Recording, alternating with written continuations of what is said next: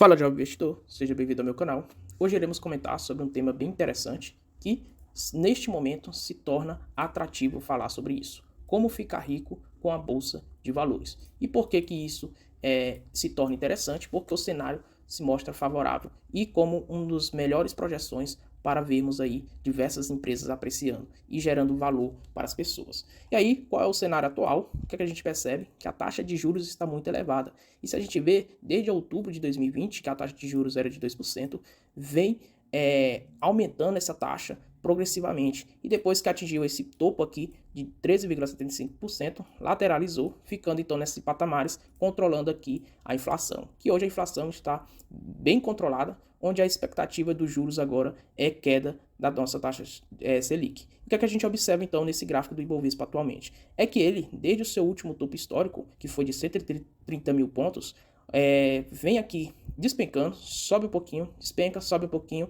e agora novamente ensaia aqui uma nova subida e todo mundo está esperançoso para que haja uma forte apreciação, justamente por causa das projeções e expectativas futuras que são melhores para a nossa economia. Então, desde o topo aqui de 130 mil pontos, a gente vê uma queda aqui de 9,25%. E aí, se a gente for observar o que é que espera aqui do cenário atual, é que a expectativa é de queda nos juros futuros. Então a gente vê aqui uma taxa atual de juros de 3,75%, porém o Copom fazendo suas projeções para queda aqui nos juros futuros e já sendo observada a partir da próxima reunião do Copom no mês de agosto. Então a aposta, entre aspas, que o mercado faz é que a taxa de juros comece a reduzir a partir do mês de agosto. E a expectativa é que feche o ano na casa aqui dos 12% e em 2024 os juros continuem caindo, chegando aos patamares de 9,5%. E uma inflação controlada dentro de 2,19% de 4,98% para o ano de 2023 e para o ano de 2024 de 3,92%.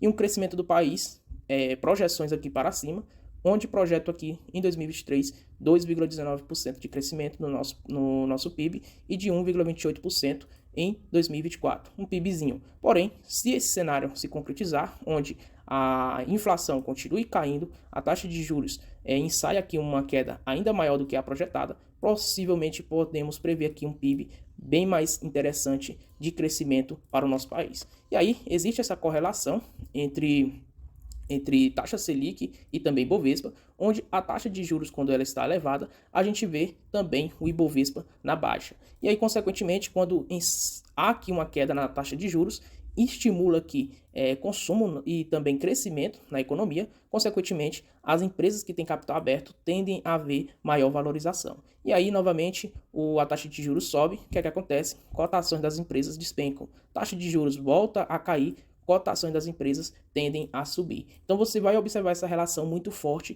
e principalmente quando a gente viu a taxa de juros despencar de 14,25% para os patamares de 5,5% lá em meados de agosto de 2019 e a gente viu o nosso Ibovespa disparar, chegando aos patamares de 130 mil pontos. Então, de fato, é muito interessante essa correlação e o que é que a gente já consegue observar? Taxa de juros aqui nos patamares de 13,75% e o Copom tendo projeções futuras de queda nessa taxa de juros. E aí, possivelmente, a gente vai ver nossa bolsa disparar. Por quê? Porque dentro do histórico do PL da bolsa, a gente vê um melhor ponto aqui de entrada. Ou seja, as empresas tiveram os lucros crescentes e as cotações não acompanharam esses lucros. Logo, se a gente pegar então o preço sobre os lucros das empresas da bolsa, que faz parte do índice, a gente vê em um dos menores patamares já registrado, tendo aqui um PL de 5,6. Então, de fato, é um PL muito mais abaixo do que, por exemplo, a crise da Covid-19,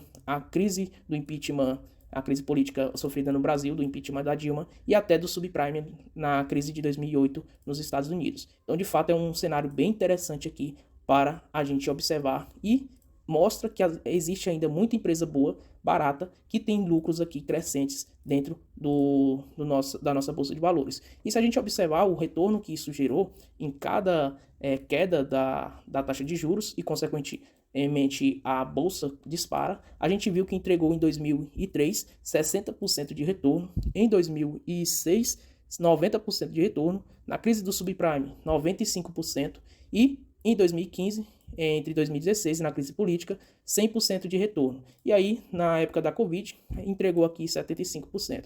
Então, agora a pergunta é, quanto de retorno será entregue nesse próximo boom que está se aproximando? Então, basicamente, estamos aqui, entre aspas, no melhor cenário para você começar a investir em ações e, consequentemente, você vai ter uma forte apreciação no seu patrimônio nos próximos meses ou anos. Então, de fato, é ter paciência, é saber o que você está fazendo e sempre pegar os melhores cenários para você aportar, porque preço importa e importa muito. Então, se você não aproveita esses cenários interessantes, como já se apresentou lá atrás e agora neste momento, você provavelmente vai começar a comprar sempre no topo e, consequentemente, se você compra no topo, vai colher muito prejuízo dentro do mercado financeiro. Então, se atente a esses detalhes.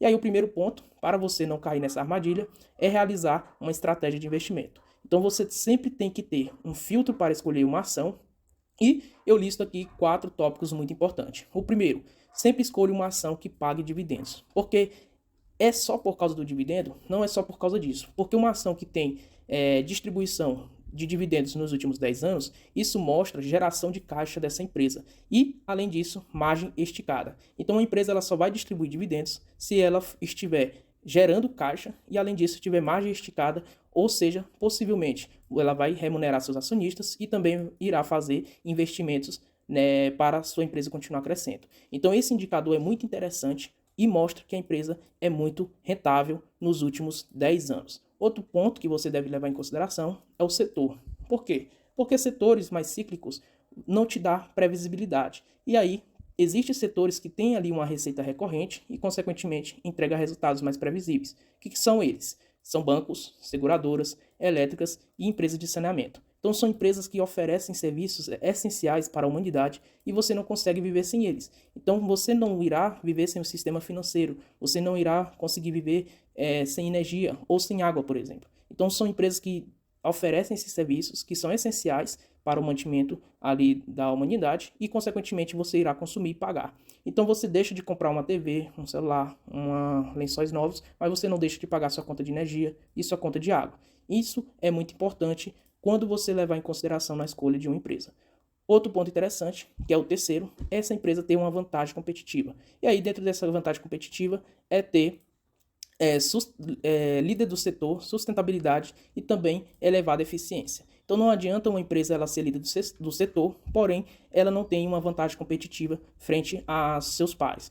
Exemplo, a Cielo era líder no segmento e ainda hoje é líder, porém, ela não tem ainda não tem mais uma vantagem competitiva frente aos seus pares. Isso, consequentemente, vem derrubando suas receitas e perdendo margem de mercado dentro do cenário atual de tecnologia do país. Então, eles não estão se adaptando e provavelmente irão ter uma perca de market share extremamente grande e aí provavelmente será desafiador eles conseguirem novamente essa margem de mercado perdida. Então, empresas que sejam líderes no setor, mas que tenham aí vantagens competitivas que entreguem elevada eficiência e também sustentabilidade. Como, por exemplo, a Klabin, ela tem as suas próprias florestas. A Irani também é uma empresa muito interessante, onde ela consegue, através do final do seu projeto, produzir sua própria energia para poder ter mais eficiência ali na produção de celuloses e também de papel ondulado. Então, de fato, são empresas que têm elevada eficácia, são líderes do setor, no caso da Klabin, e tem ali um projeto de sustentabilidade e o negócio é sustentável. Outro ponto interessante que eu levo muito em consideração é o preço das empresas. Então, o preço sempre vai importar. E esse preço você vai avaliar dentro do valor intrínseco, o preço teto e a margem de segurança. Então, sempre quando você levar em consideração esses 4 princípios, você está sendo extremamente conservador, mesmo investindo em ações. Você vai ter boas empresas em bons setores, empresas que são lucrativas, que geram caixa e distribuem bons dividendos, que tenham vantagens competitivas frente aos seus pares e, além disso, você sempre estará pagando barato. Então, esses 4 elementos fazem você ser bastante conservador ao investir no mercado de ações. Então, de fato, se levar isso em consideração, você terá um risco bastante diluído. E quando eu falo em risco, você não vai ver esse risco atrelado às cotações da sua carteira ou das suas ações, mas você vai estar atrelado aqui o seu risco aos fundamentos das suas empresas que você colocou dentro da sua carteira. Por isso que isso é muito importante. E aí, após isso, você realizar aqueles filtros, você vai ter uma lista de empresas. E aí você tem que ter uma estratégia de investimento clara para você não colocar tudo e sair pulverizando sua carteira. Então você tem que se atentar a 4 pontos que eu listei aqui. O primeiro que é, tenha um objetivo, porque esse objetivo fará você chegar às suas metas estabelecidas. Então, se você investe por investir, provavelmente você não tem um objetivo ou uma meta a cumprir. Consequentemente, você pode falhar nesse projeto. Então, ter um objetivo vai te dar clareza de onde você quer chegar. Então, eu estou em um ponto, quero chegar no outro ponto, que é o ponto B, então de A a B, então eu sei basicamente qual caminho seguir. Então, isso vai te dar clareza. E aí, a partir disso, você vai trabalhar a resiliência, porque mesmo que apareça ser tentador, você não irá fugir da sua estratégia de investimento. E além disso, você vai ter diversos obstáculos e aí você vai ser resiliente para continuar a sua jornada. Ter a paciência, porque você tem que ter um entendimento que está investindo para o longo prazo e investir em boas empresas, sempre você vai ter aquela convicção de estar investindo nos resultados da empresa e não necessariamente nas cotações. Outro ponto e último, e não menos importante, é o foco. Então invista todos os meses, sem exceção, para você fazer a bola de neve girar com os investimentos, mais os dividendos. Então é o aporte mais os dividendos fazendo o efeito bola de neve agir na sua carteira e aí você terá sucesso dentro da sua jornada.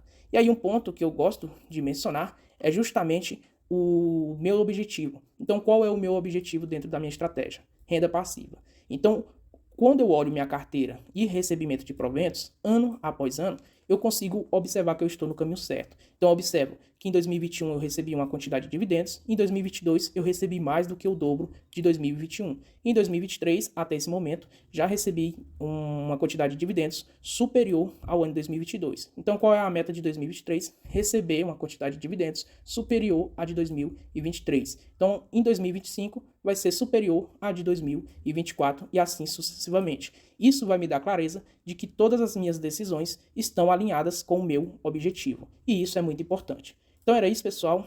É um vídeo bem educativo para você tomar a decisão de começar a investir e sempre levar em consideração investir em boas empresas que pagam bons dividendos e que estejam em um bom preço. Espero que vocês tenham gostado do vídeo. Se inscreva no canal, deixe aquele like e até a próxima.